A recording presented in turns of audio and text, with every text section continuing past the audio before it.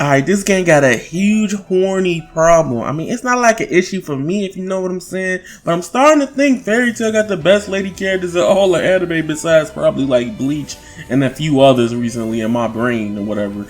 But my reasons is, yeah, you know. Alright, who's next? Let's see who's stronger.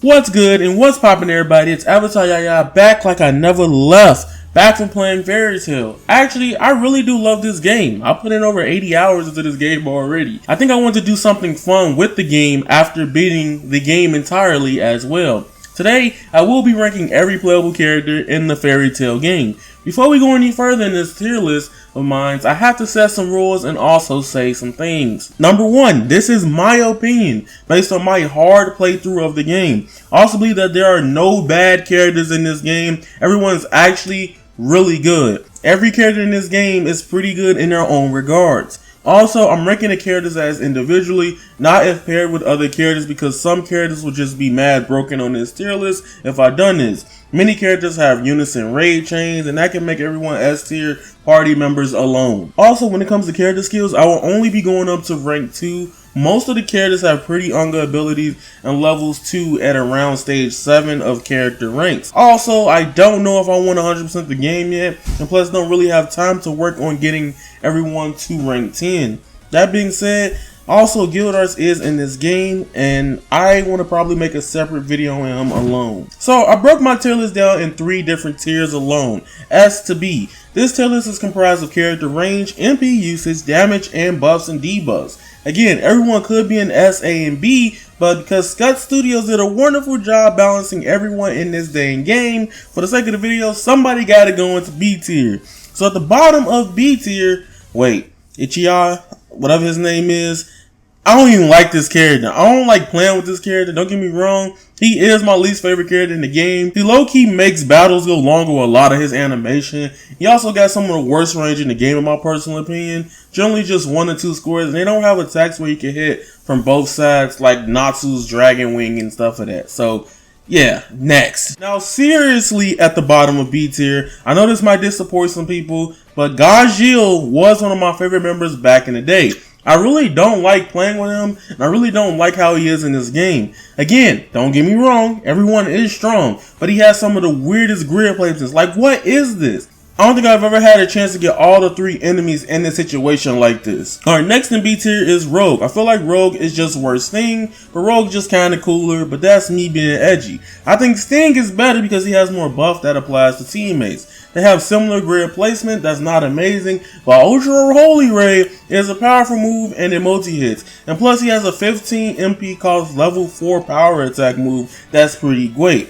Last, but not least, is Laxus. Oh, chill out. Laxus is a really good character. To be honest with you, Laxus is low-key just Natsu too. Since he doesn't have really that many awakens as Natsu in coverage, when you finally unlock him, he really is just Natsu 2 for real. So when the game started, I was like, Juvia is the best character in the game. But there are moments where Julia hits like a truck. What makes her unique is that she covers situations, range placements, when enemies moves back or closer. I think she could also revive herself as well. The problem with Juvia is that there's just better characters like her as well. Now, Gray is one of the coolest characters in this game, and he hits everywhere, but I also felt like throughout the playthrough, I constantly kept seeing enemy types that were always stronger than his type, at least for the main story objective missions. I really didn't use him 24/7 like I thought I would because of this. Gray has amazing coverage, but his strongest level 4 power moves have weird range grid placements. You also really don't unlock Devil Slayer mode until Tadaro's arc, and that's pretty much in-game before the epilogue. Those moves are essentially only accessible in Awakening, but in my opinion better than his base kit, which is why he is unfortunately placed in A tier. Now my favorite character in Fairy Tail is Kagura, so I'm trying not to be biased here. But this character has some of the best range and versatility in the game. And one move doesn't cover it, she has another one that's flipped in the opposite direction. Those moves are Flying Form Absolute and Crawler style. However, even though she does have that, most of her moves and attacks in general literally inflict damage to only one enemy, and that's one of her strongest weaknesses. That also applies to her buffs, where it only works on one single character instead of the whole team. Now this character is crazy. He could arguably be placed in S as well. Jalal has amazing coverage, and the best thing about Jalal is that his move, Sima, hits 6 placements next to each other. Pretty much 55% of the battlefield is busted. Also, what makes this move super good is that it only consumes 80 MP. If you give an MP Lakrama, I'm going to say that wrong, alright? You could just go to town with level 4 attack for almost 4 turns. Now this character could be in high S or high A. The main protagonist, Natsu. Natsu is honestly top 5 best characters in the game. Him having 3 different forms of awakenings transformations is pretty crazy good. He has the most MP cost that range from small to range only to 42 MP uses, and it's a level 4 power attack. 42 is nothing late game. And also Natsu could be the best character in the game while in Fire Dragon King mode, simply because the amount of damage. However, since you don't have the access to the start of the game, or you get the chance to awaken is not always likely early in battle, he is at top A because of that. Now, Mirajane, however you want me to say it, because I know people get really tilted when I say it wrong. My favorite character in this game is really S tier material waifu. Like seriously, she has the best grid coverage in the game and some of the highest damage, period. She has multiple level 5 power moves that literally all cost under 80 MP cost. And any Lakrama buffs to make her extremely powerful is just crazy.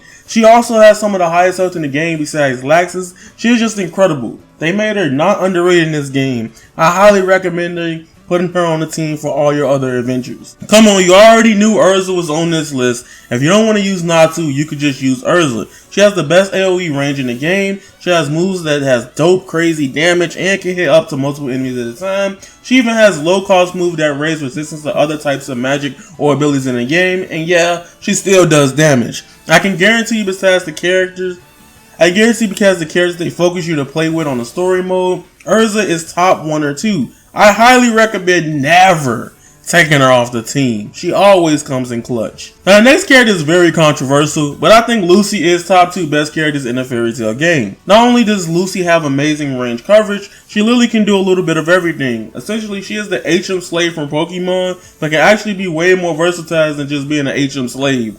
Lucy can heal, she can do damage, she has defense, and she has multiple moves that can hit over 50% of the map. The only thing here about Lucy is that some of her attack animations are long, but she's like a good normal type Pokemon that has something more and extra. She may not be the most damaging, but sometimes I even regret taking her off the team because her ability, which I stated in my last Fairy Tail video, that she can low-key rarely die. Celestial Protection is a broken level 2 character skill. Celestial Protection is HP cannot be reduced below 1 when taking damage while HP is at 30% or higher. Dude, you might as well never heal her. And regardless, she can also heal herself and other people as well. Do not sleep on Lucy. If you just don't like the character, that's fine. But that character is really good in this game. She has clutched a lot of situations for me. Alright, now here goes the big one. This is the one that's going to probably trigger some people. The best character in the game, in my honest opinion, and this character has always been the character that I'll be like, dang, I need this girl forever, Wendy. Yes, Wendy is really good. The only thing that she may suffer in and she may not do crazy damage, but she excels at everything else compared to the rest of the cast. Also, where she lacks in damage, since the game gives you an ability to link with other characters, she can do the work. She can put in the damage if she has it. Whatever she lacks in, another teammate can come through and help balance it out for her. Her moves have crazy range and coverage. She pretty much hit at least 1 or 2 enemies in almost every scenario, and her abilities are crazy, and she can heal everyone to almost full HP, or if not full HP, on the screen for only 50 MP. She can also restore her allies to half health. She can also get rid of all stylus alignments, and she can buff, increase defense, and speed all at the same time. Wendy is the character that I cannot stand not having for missions. Wendy is the character that I cannot stand not having for missions, because if anything goes wrong, she could just heal, or she could tank everything and make everybody stronger in the process freely.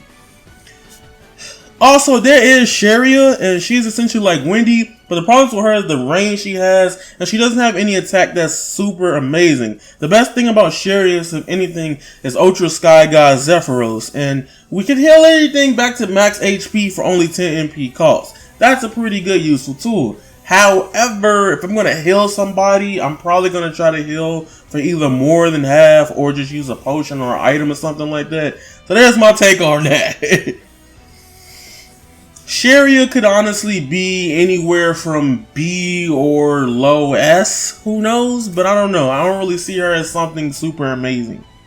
But there you have it. This is my Fairy Tail game full roster tier list based on skills, abilities, and so much more. Remember, everyone is good and viable in this game. For the sake of doing a tier list, I gotta give my opinion on characters I think that are better than others. That being said, don't forget to hit that young scribble button, subscribe, and turn on all them notifications. If you want to be notified when and if I make more Fairy Tail content in the future.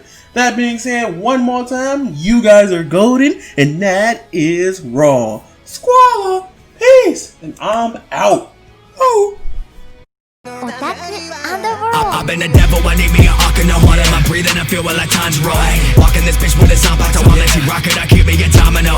Bitch on my dick, man, I feel like Kazaki. Stretching that pussy out like it's Pilates. I'm snatching the soul like right out of her body. Fire, I spitting, I feel like Dobby. White bitch, blonde hair, looking like Lucy. She from Kyoshi, I paint her face Suki.